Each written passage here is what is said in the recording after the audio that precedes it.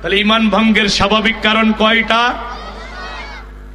যতগুলো কারণে একজন মুমিনের ঈমান নষ্ট হয়ে যায়, তার মধ্যে একটা কারণ হলো কোরআনুল কারীমের কোন বিধান অপছন্দ করা, অস্বীকার করা তো দূরে থাক, বিরোধিতা করা তো দূরে থাক, এটা তো অনেক বড় অপরাধ। কোরআনুল কারীমের কোন বিধান যদি কোনো মুসলমান অপছন্দ করে, সাথে সাথে তার ঈমান এবং আমল দুইটাই নষ্ট হয়ে যাবে। এটা আমি বলি না, কোরআনুল কারীমে এই বক্তব্য আছে না নাই? আমার ভাইরা দেখেন, ইসলামী শরীয়তের অনেক বিধান আছে যে বিধানগুলো নিয়ে কথা বললে কারো মন খারাপ হয় না। এই কোরআনে অনেক আমলের আলোচনা আছে যে আলোচনা করলে কারো মন খারাপ হয় না। আচ্ছা, কোরআনুল কারীমে সালাতের আলোচনা আছে না নাই? জোরে বলেন, জোরে হলো না? আমি যদি 1 ঘন্টা সালাতের ফজিলতের ওয়াজ করি, বলেন তো কারো কি মন খারাপ হবে? ভাই ও ভাই, খুব ভালো করে শোনেন, গোটা দেহের ভিতরে মাথার যেমন মর্যাদা, ইসলামী শরীয়তে সালাতের সেই মর্যাদা।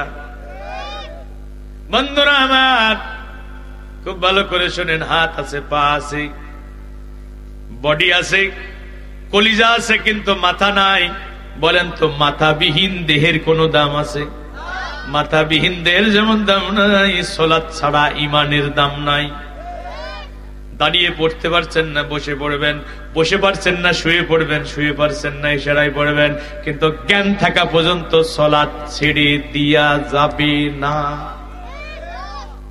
এভাবে করে যদি আমি সালাতের ব্যাপারে 1 ঘন্টা ওয়াজ করি, কারো কি মন খারাপ হবে? এই যে 2-1 মাস পরেই তো রমাদান আসবে,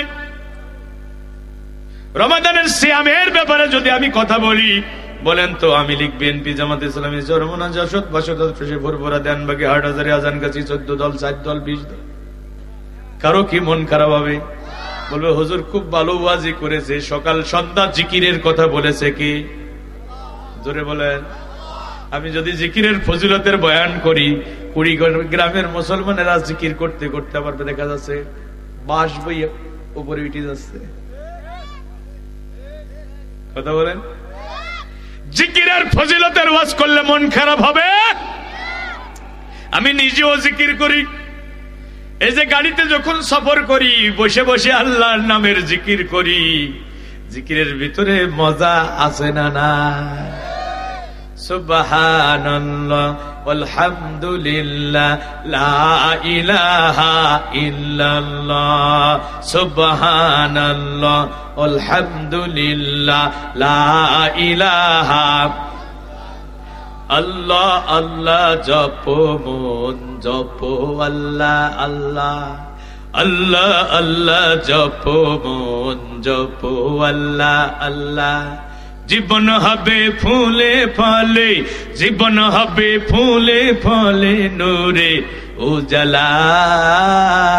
আল্লাহ আল্লাহ জপো মন জপো, আল্লাহ আল্লাহ, আল্লাহ আল্লাহ জপো মন জপো, আল্লাহ আল্লাহ। আল্লাহর নাম জপলে কলিজা প্রশান্তিতে ভরে যায়। আমি নিজেও জিকিরকারী, কিন্তু জিকিরের ওয়াজ করলে কেউ বাধা দেবে না, মামলা হবে না, হামলা হবে না, জেলে নেবে না। বরং জিকিরকারীর সমাজে একটা আলাদা সম্মান আছে না নাই? যারা নামাজ পড়ে তাদের একটা আলাদা সম্মান আছে না নাই? যারা হজ করে এসেছে তাদের জন্য সিয়ার একটা বরাদ্দ আছে না নাই? তার মানে হজের ফজিলতের কথা বললে সমস্যা নাই, নামাজের ওয়াজ করলে সমস্যা নাই, জিকিরের ওয়াজ করলে সমস্যা নাই, রোজার ফজিলতের কথা বললে সমস্যা নাই। কিন্তু এই কোরআনে এমন কিছু বিধান আছে যে বিধানগুলোর কথা বললে অনেক নামাজি মুসলমানের চেহারা কালো হয়ে যায়। আছে না নাই? যে কোরআনে আল্লাহ সালাতের কথা বলেছে, যে কোরআনে আল্লাহ সিয়ামের কথা বলেছে, যে কোরআনে আল্লাহ হজের কথা বলেছে, যে কোরআনে আল্লাহ যাকাতের কথা বলেছে, যে কোরআনে আল্লাহ সকাল সন্ধ্যা বেশি বেশি জিকির করার কথা বলেছে, ওই কোরআনে তো আল্লাহ বলেছে লাহুল খালকু ওয়াল আমর। সাবধান সাবধান, কুড়িগ্রামের আল্লাহর বান্দা বান্দিরা সাবধান, জেনে নিও জেনে নিও, সৃষ্টি যার, আইন চলবে তার।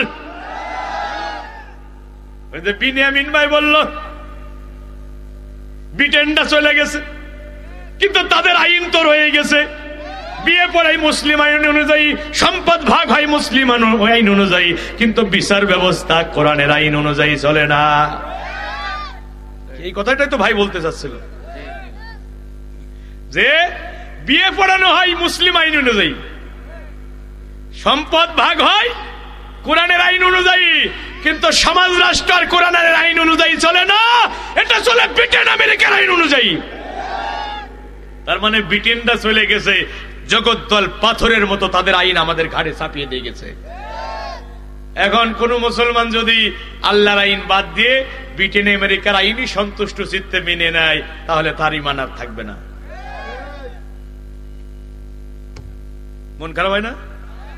যাদের মন খারাপ হয়েছে এতদিন, তারা তওবা করে ঈমান আনেন, তা নাহলে তার ঈমান এবং আমল দুইটাই বাতিল হয়ে গেছে। তার ঈমান এবং যত আমল সব বাতিল হয়ে গেছে। আমি যদি দলিল দিতে না পারি, আপনারা আমাকে এখানে বাইন্ধে রাখবেন, যেতেই দেবেন না। সবচেয়ে নির্ভরযোগ্য দলিল কোথায় আছে? এই কোরআনে কি একটা কথা মিথ্যা আছে? সন্দেহ, ভুল ত্রুটি? আল্লাহু আকবার। এই কোরআনে সূরা মুহাম্মদ 47 নম্বর সূরা 8 এবং 9 নম্বর আয়াত, 8 এবং 9 নম্বর আয়াত আল্লাহ কি বলছে শুনেন। আমি কেন আপনাদেরকে বানায় বানায় কষ্ট দিয়ে কথা বলবো ভাই? আল্লাহ কোরআনে বলছে, আমি সতর্ক করছি। আমার সাধ্য নাই যে আপনাদেরকে জোর করে মানানো, আমি সতর্ক করতে পারি। ওমা আলাইনা ইল্লাল বালাগুল মুবিন, আমি শুধু দাওয়াত পৌঁছে দিতে পারি। মানবেন কি মানবেন না, এই স্বাধীনতা আল্লাহ আপনাকে দিয়েছে। এই জন্য জান্নাত জাহান্নাম। ওয়াল্লাযীনা কাফারু ফাতা'সাল লাহুম ওয়া আদাল্লা আ'মালাহুম, যারা কুফরি করেছে তাদের জন্য রয়েছে দুর্ভোগ। আমি আল্লাহ তাদের আমালাহুম, বহু বছর, একটা দুইটা আমল না, যত আমল করেছে সব বাতিল করে দেব। ওদের নামাজ বাতিল, ওদের রোজা বাতিল, ওদের হজ বাতিল, ওদের তাহাজ্জুদ বাতিল, ওদের কোরআন তেলাওয়াত বাতিল, ওদের হাতে তাসবিহ বাতিল, ওদের মাথায় পট্টি বাঁধা বাতিল। আমালাহুম, সব আমল বাতিল। কে বললেন? কেন বাতিল? কেন কাফের ওরা? আল্লাহ পরের আয়াতে ব্যাখ্যা দিচ্ছেন, যালিকা বিআন্নাহুম কারিহু মা আনজালাল্লাহু ফাআহবাতা আ'মালাহুম, এই কারণে ওরা কাফের হয়ে যাবে। এই কারণে আমি আল্লাহ ওদের সব নেক আমল বাতিল করে দেব। কারণ হলো, আমি যে কোরআন নাজিল করেছি, এই কোরআনের বিধান ওদের পছন্দ হয় না। কারিহু শব্দের অর্থ কি? অপছন্দ করা। কি হয় নাই? এখন অপছন্দ করে তো দূরে থাক, কোরআনের আইনের কথা বলার কারণে বিগত দিনে জেলখানায় ঢুকানো হয়েছে। আমরা মাহফিলে কোরআনের আইনের কথা বলেছি বলে মাহফিল থেকে গ্রেফতার করা হয়েছে। আমারে গ্রেফতার করেছে, কত জায়গায় হামলা করেছে। আমার স্ত্রী সন্তানকেও ওরা ছাড়ে নাই। মাহফিলে গ্রেফতার করলো, বাড়িতে গিয়ে আমার স্ত্রী আর আমার 3.5 বছরের বাচ্চা মেয়েটাকেও ধরে নিয়ে গেল, জঙ্গি বানাইয়া দিল। আমার ভাইরা অধ্যাপক মাওলানা তৈবুর রহমানকে মাহফিল থেকে ধরে 1.5 কেজি গান পাউডার আর পিস্তল দিয়ে মামলা দিল। এই যে নওগাঁ নিয়ামতপুর ছাত্রা বাজার, গত বছরের আগের বছর এই কোরআনের আইনের কথা বলার কারণে সাধন চন্দ্র মজুমদার খাদ্যমন্ত্রী, তার ঘনিষ্ঠ লোক বদি চেয়ারম্যান, তিনি আমার ক্যাডার বাহিনী দিয়ে মাহফিল থেকে উঠাইয়া নিয়ে গেলেন আমবাগানের ভিতরে। চারদিকে ক্যাডার বাহিনী, পুলিশ বাহিনী, মাঝখানে আমি মুসাফির কোরআনের ভেরিয়ালা। আমারে বসাইয়া প্রায় 1 ঘন্টা মানসিক নির্যাতন করলো। কয় আসছেন মাহফিল করতে, কিছু জান্নাত জাহান্নামের বয়ান করবেন, সমাজে রাষ্ট্রে কোথায় কি হচ্ছে এ ব্যাপারে কথা বলার কি দরকার তোমার? আমি বললাম, ও ভাই, আমার রসুল যদি শুধু মসজিদের যদি আমার রসুল শুধু খানাই খাবার মধ্যে বসে জিকির করত আর সালাত আদায় করত, কোনদিন আমরা মৌলবীরা সমাজ রাষ্ট্রের ব্যাপারে কথা বলতাম না। কিন্তু আমরা কোরআন পড়ে, রসুলের জীবনী পড়ে দেখেছি, আমার রসুল একদিকে মসজিদে নববীর ইমাম, আর একদিকে মদিনার প্রেসিডেন্ট। আমার রসুল 10 বছর মদিনার প্রেসিডেন্ট। জোরে বলেন কয় বছর? যুবকেরা আরো জোরে বলো কয় বছর? রসুল রাষ্ট্র চালিয়েছেন কি দিয়ে? আরো জোরে বলেন। আল্লাহ রসুল যে কোরআন দিয়ে সালাতে ইমামতি করেছেন, একই কোরআন দিয়ে আমার রসুল মদিনার রাষ্ট্র চালিয়েছেন। ভাইরা আমার, আল্লাহ রসুল চোরের বিচার করেছেন কোরআনের আইন দিয়ে। চোর চুরি করলে কি বিচার হবে কোরআনে আছে না নাই?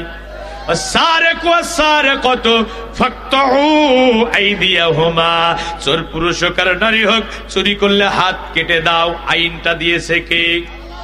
জোরে বলেন। এখন একজনের ঘরে খাবার নাই, একজনের ঘরে খাবার নাই, বাচ্চাগুলো ক্ষুধার যন্ত্রণায় ছটফট করতেছে। অভুক্ত সন্তানদের মুখে এক মুঠো খাবার তুলে দেওয়ার জন্য চেয়ারম্যান সাহেবের বাড়ি থেকে আল্লাহর বান্দা 2 কেজি চাউল চুরি করে ধরা পড়েছে। বলেন তো এই চাউল চোরের কি হাত কাটা হবে? কোরআনের আইন চালু হলে এই ছোট ছোট চোরদের হাত কাটা হবে না। যারা ক্ষুধার যন্ত্রণা সহ্য না করতে পেরে চুরি করবে, ইসলামী রাষ্ট্রের যারা দায়িত্বে থাকবে, তারা কাঁধে করে তাদের ঘরে খাবার পৌঁছে দেবে। কোরআনের আইন চালু হলে হাত কাটা পড়বে ওই চোরদের। গুলশানে বাড়ি, বনানীতে বাড়ি, এরপরে 1000 কোটি টাকা চুরি করে ধরা পড়েছে যারা, তাদের হাত কেটে দেওয়া হবে। এজন্য বাংলাদেশের বড় চোররা চাই না এদেশে কোরআনের আইন চালু হোক। এ ভাই শোনেন, কোরআনের আইন চালু হয়ে গেলে আমাদের জন্য আমাদের ভাগ্য খুলে যাবে। এই যে আল্লাহ রসুলের হযরত ওমরের কাছে একটা চোরের বিচার আসলো, ভালো করে শোনেন। হযরত ওমরের কাছে, অর্ধ পৃথিবীর খলিফা হযরত ওমর দেখলেন যিনি চুরি করেছেন তিনি একজন রসুলের সাহাবী। বাদীকে বললেন, আগামীকাল সকালে এসো, আমি তোমার মামলার রায় দেব। ওই রসুলের সাহাবীকে ডাক দিয়ে বললেন, ও রসুলের সাহাবী, কেন তুমি চুরি করছো? চুরি করলে হাত কাটার বিধান আল্লাহ দিয়ে, সেটা কি তুমি জানো না? আর হাসরের ময়দানে যারা চুরি করবে, চুরির মাল মাথায় নিয়ে হাসরের ময়দানে দাঁড়াবে। তুমি কেন চুরি করছো, কেন চুরি করছো? সাহাবী চোখের পানি ছেড়ে কেঁদে বলে, খলিফাতুল মুসলিমিন, আমিরুল মুমিনিন, আমি কোনো পেশাদার চোর নয়। আজ 3 দিন পার হয়ে গেল, আমার ঘরে কোনো খাবার নাই, আমার ছোট ছোট বাচ্চাগুলো অভুক্ত, ক্ষুধার যন্ত্রণায় ছটফট করতেছি। অভুক্ত সন্তানদের মুখে এক মুঠো খাবার তুলে দেওয়ার জন্য প্রতিবেশীর বাড়ি ঢুকছিলাম খাবার চুরি করার জন্য। যেহেতু আমি চুরি করতে অভ্যস্ত নয়, চুরির মাল যখন হাতে নিয়েছি, কাঁপতে কাঁপতে হাত থেকে পড়ে গেছে, আমি ধরা পড়ে গেছি। হযরত ওমরের মাথায় যেন আকাশ থেকে বাজ ভেঙে পড়লো, পায়ের নিচ থেকে যেন মাটিগুলো সরে যেতে লাগলো। দৌড়াতে দৌড়াতে বাইতুল মালে গেলেন, আটার বস্তা কাঁধে তুলে নিলেন। পিছন থেকে হযরত ওমরের ভৃত্য হযরতে আসলাম ডাক দিয়ে বলে, খলিফাতুল মুসলিমিন, আটার বস্তা বহন করার জন্য তো আমি আপনার গোলাম রয়েছি, বস্তা আমার মাথায় তুলে দিন, আমি পৌঁছে দেব গন্তব্যে। হযরত ওমর বলে, আসলাম, আমার বোঝা আমারে বহন করতে দাও, হাসরের ময়দানে কেউ কারো বোঝা বহন করবে না। সুবহানাল্লাহ, জোরে বলবেন না? এমন শাসক চান না? হযরত ওমর সাহাবীর ঘরে খাবার পৌঁছে দিলেন। সকালবেলা বাদীকে ডাকলেন আর নিজের হাতটা প্রসারিত করে দিয়ে বললেন, আমার হাত কেটে দাও, আমার হাত তোমরা কেটে দাও। আমি ওমরের দায়িত্ব ছিল আমার রাষ্ট্রের ক্ষুধার্ত মানুষকে খুঁজে খুঁজে খাবার পৌঁছে দিয়া। যেহেতু আমি ক্ষুধার্ত মানুষের ঘরে খাবার পৌঁছে দিতে পারি নাই, ক্ষুধার যন্ত্রণা সহ্য করতে না পেরে আল্লাহর বান্দা চুরি করেছে, এই জন্যই আল্লাহর বান্দা দায়ী না, আমি ওমর দায়ী। তোমরা আমি ওমরের হাত কেটে দাও। কি ইসলাম! এই ইসলাম বাদ দিয়ে এই অধম গাফেল আল্লাহর বান্দারা ব্রিটেন আমেরিকার বিধানের কাছে মাথা নত করে দিয়েছে। এই দুঃখের কথা কোথায় গিয়ে বলবো? এ ভাই দেখেন, আল্লাহর নবী চোরের বিচার করেছে কোরআনের আইন দিয়ে। মক্কা বিজয়ের 3 দিনের মাথার ঘটনা। কুরাইশ বংশের অন্তর্ভুক্ত বানু মাকজুম গোত্রের সম্ভ্রান্ত পরিবারের মেয়ে, নাম তার ফাতিমা। কি নাম? তিনি চুরি করেছেন। রাসূলের কাছে বিচার আসলো। আল্লাহর নবী কোরআনের আইন দিয়ে বিচারের রায় দিয়ে দিলেন, মেয়েটার হাত কেটে দাও। সাহাবীরা চিন্তা করলেন যে মেয়েটা চুরি করেছে কুরাইশ বংশের মেয়ে, এরপরে সম্ভ্রান্ত পরিবারের মেয়ে, এখনো বিয়ে হয় নাই, মেয়েটার হাত কেটে দিলে তো আর বিয়ে হবে না। কি করা যায়? আল্লাহ রাসূল যেন বিচারের রায়টা একটু পরিবর্তন করে দেয়। রাসূলুল্লাহকে তারা 500 দিরহাম জরিমানা দিতে চাইল। কে যাবে রাসূলের কাছে শাফায়াত করতে? আল্লাহর নবীর পালক পুত্র যায়েদ বিন হারেস। সাহাবীরা বললেন, যাও যায়েদ রাসূলের কাছে কি? আল্লাহর নবীর পালক পুত্র যায়েদ বিন হারেস, যায়েদ বিন হারেসের ছেলে উসামা বিন যায়েদ। রাসূল বললেন, যাও উসামা, তোমার নানার কাছে গিয়ে সুপারিশটা করো। হযরত উসামা যখন আল্লাহর নবীর কাছে গিয়ে এই কথাটা বললেন, আল্লাহর নবী উঠে দাঁড়ালেন, চেহারাটা রক্তিম বর্ণ ধারণ করলো, আর রাসূলুল্লাহ একটা বক্তব্য দিল, আতাশফাহু ফি হাদ্দিম মিন হুদুদিল্লাহ, তোমরা কি আল্লাহর বিধান পরিবর্তন করার জন্য আমাকে সুপারিশ করছো? এ ভাই, মাথা ঠান্ডা করে একটু ওয়াজটা মাথার উপরে ঢোকান। রাসূল বলছেন যে আল্লাহ যেখানে রায় দিয়েছে সেই রায় পরিবর্তন করার জন্য তোমরা আমাকে শাফায়াত করছো, সুপারিশ করছো?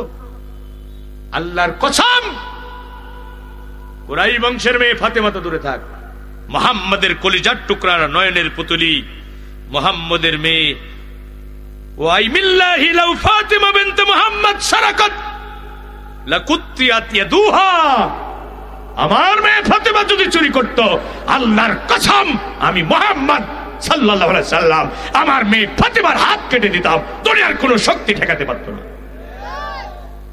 কারণ আমি আল্লাহর আইন পরিবর্তন করার জন্য পৃথিবীতে আসি নাই, বরং আল্লাহর আইন প্রতিষ্ঠার জন্য পৃথিবীতে আসছি। তাহলে ভাইরা আমার, যারা আল্লাহর আইন চাই না, যারা আল্লাহর আইন চাই না, তাদের ঈমান আছে? কি হয়েছে বলেন বলেন?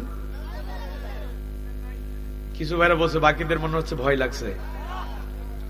আল্লাহর আইন চাই না যারা, বেঈমান হয়ে গেছে তারা। তাহলে আমাদের দেশে আল্লাহর আইন চালু হোক, আপনারা চান? জোরে বলেন, কারা কারা চান? হাত তুলে আল্লাহকে দেখান। লিল্লাহি তাকবীর। হাত না, শোনেন শোনেন, আমরা কার? সবাইকে বলতে হবে। আমরা এখানে যারা বসে আছি মঞ্চের সামনে, পর্দার আড়ালে, আমরা সবাই কার? জমিন কার? নাকি ব্রিটেন আমেরিকার? নাকি ভারতের দাদা বাবুদের? আমরা আল্লাহর, জমিনও আল্লাহর। এবার বলেন, কোরআন কার? খুব ভালো করে বুঝবেন। চাকরি যার, বেতন তার, বিয়ে যার, বউ তার, ঠিক আছে? জমিন যার, ক্ষেত তার, বাড়ি যার, মাতবাড়ি তার। বলেন বলেন। চাকরি আব্দুর রহিমের, বেতন নেবে আব্দুর রহমান। আব্দুর রহিম মানবে?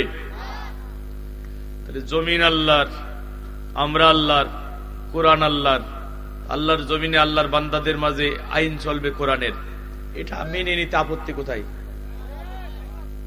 আপনার বাড়িতে যদি আপনি অন্যের মাতবাড়ি মেনে না নেন, আল্লাহর জমিনে ব্রিটেন আমেরিকার আইন চলবে, আল্লাহ এটা মেনে নেবে? আপনার চাকরি, বেতন যদি নেয়, আপনি যদি মেনে না নেই, তাহলে আল্লাহর জমিনে আল্লাহর বান্দাদের মাঝে আল্লাহর আইন চলবে না, ব্রিটেন আমেরিকার আইন চলবে, আল্লাহ কেমনে মেনে নেবে?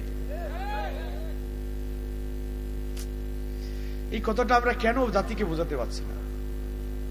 আমি তো 17 বছর সারা দেশে যেখানে যাই এই কথাটা বোঝানোর জন্য চেষ্টা করি। আসো, আল্লাহর দিকে ফিরে আসো, আল্লাহর কাছে আত্মসমর্পণ করবো, পুরাপুরি না আংশিক?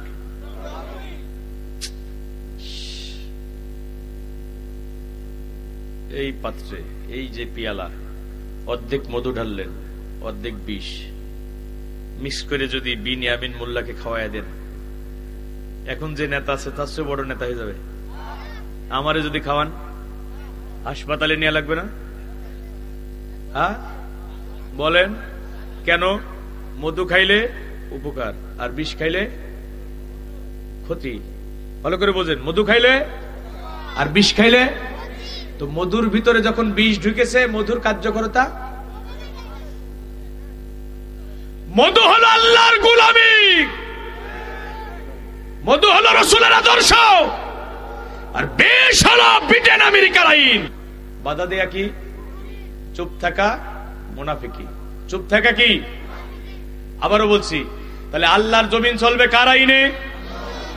সবাই মানতে রাজি? আচ্ছা, তো আল্লাহর জমিনে আল্লাহর আইন তো আর ফেরেশতারা প্রতিষ্ঠা করবে না, আল্লাহর বান্দারাই করবে নাকি? তো এই প্রতিষ্ঠা করার জন্য চেষ্টা করা কি?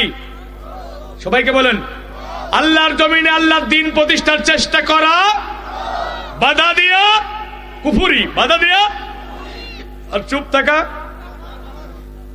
এ ব্যাপারে কোরআনে আয়াত আছে না নাই? আল্লাযীনা আমানু ইউকাতিলুনা ফি সাবিলিল্লাহ। হাবিবাল্লাহ, আমরা একদিন জিহাদের ময়দান থেকে ফিরতেছিলাম। প্রথমধ্যে আমরা মুজাহিদদের রাত হয়ে গেল, আমরা মুজাহিদরা একটা জায়গায় তাবু গাড়লাম। এই মৃত ব্যক্তি সারা রাত ঢাল আর তলোয়ার নিয়ে আল্লাহর দ্বীনের মুজাহিদদের তাবু পাহারা দিয়েছে, বিনিদ্র রজনী কাটিয়েছে। জোরে বলেন সুবহানাল্লাহ। আল্লাহ নবী বললেন, অবশ্যই আমি জানাজার নামাজ ইমামতি করব। সুবহানাল্লাহ বলবেন না? নবীজি জানাজার নামাজ ইমামতি করলেন, লাশটা কবরে শায়িত করে দিলেন।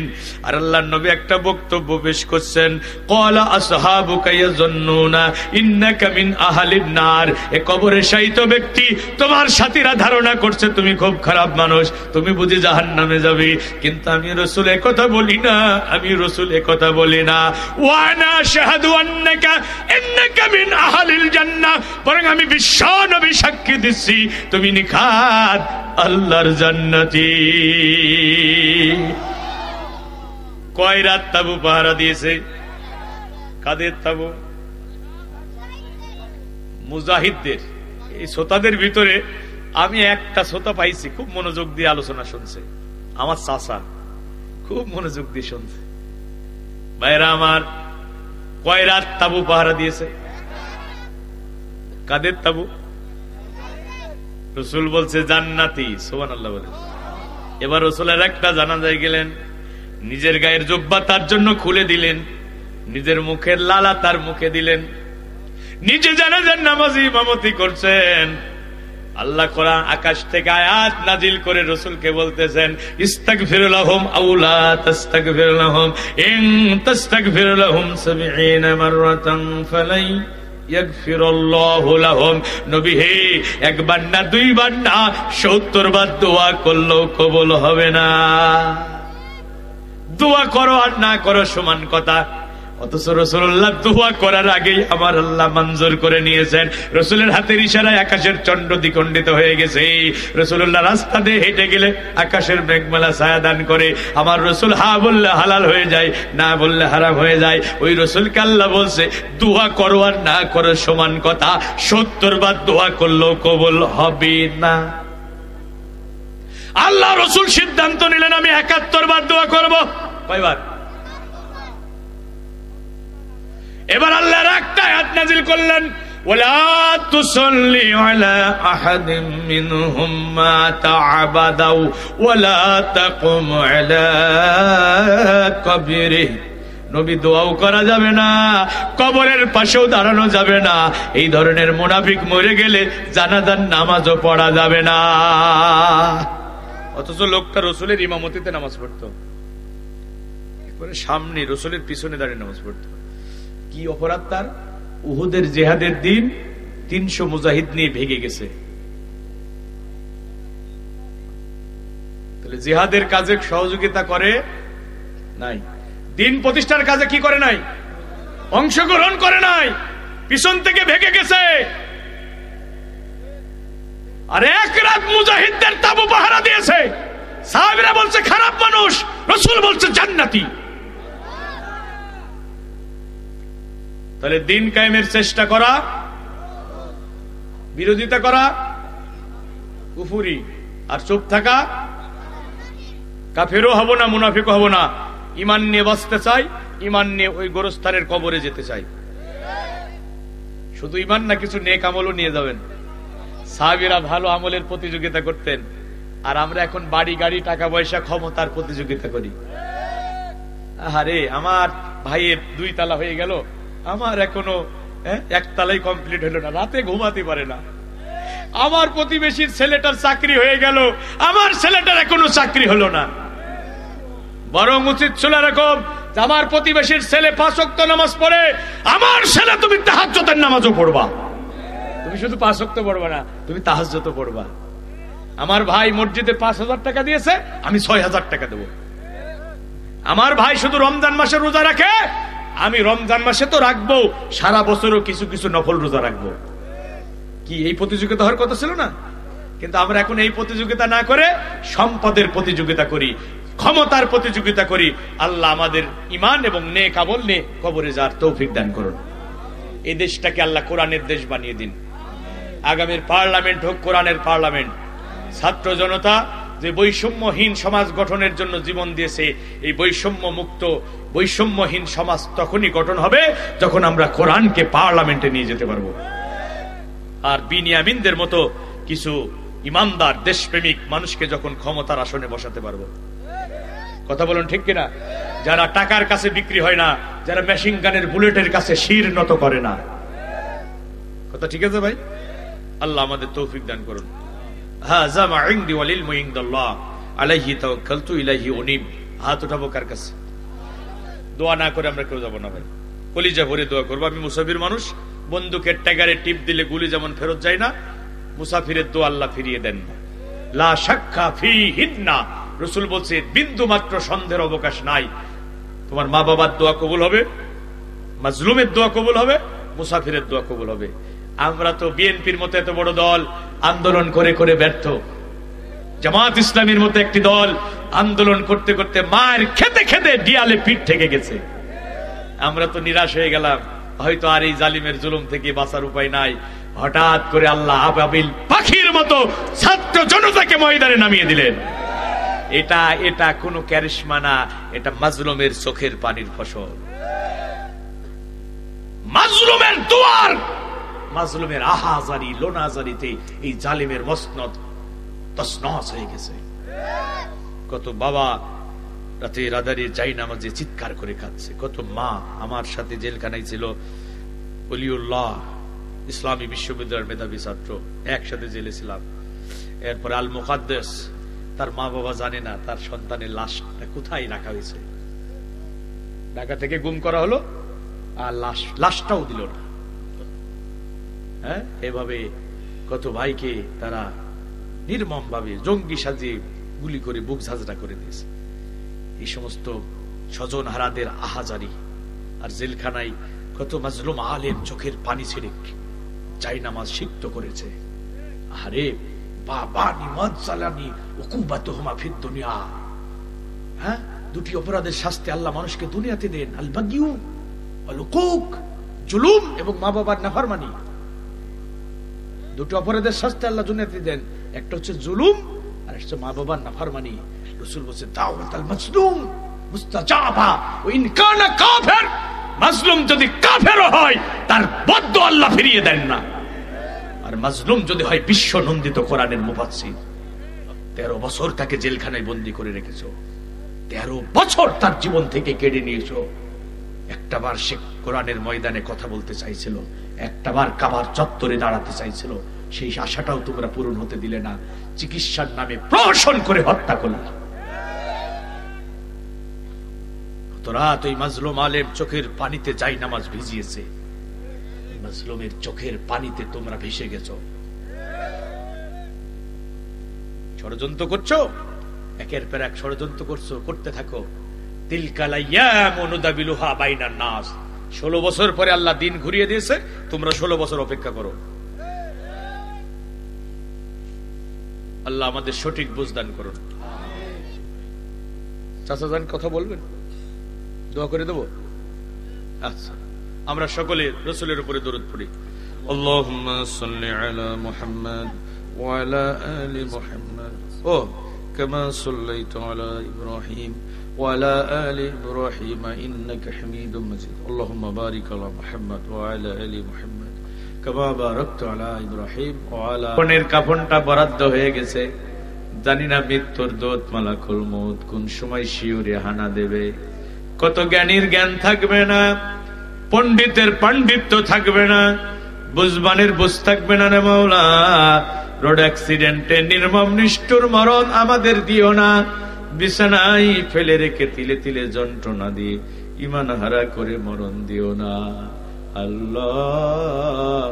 মরণ যেদিন দিবে কোন এক জুম্মাবারে যাই নামাজে সিজদারত অবস্থায় ঈমানি হালতে আমাদের মরণ দিও। আর মরণকালে আমাদের সকলের জবানে একটা বার জারি করে দিও তাওহীদের মধুর কালেমা লা ইলাহা ইল্লাল্লাহু মুহাম্মাদুর রাসূলুল্লাহ সাল্লাল্লাহু আলাইহি ওয়াসাল্লাম। সুবহানাকা আল্লাহুম্মা ওয়া বিহামদিকা আশহাদু আল লা ইলাহা ইল্লা আনতা আস্তাগফিরুকা ওয়া আতুবু ইলাইক। এই টাকাটা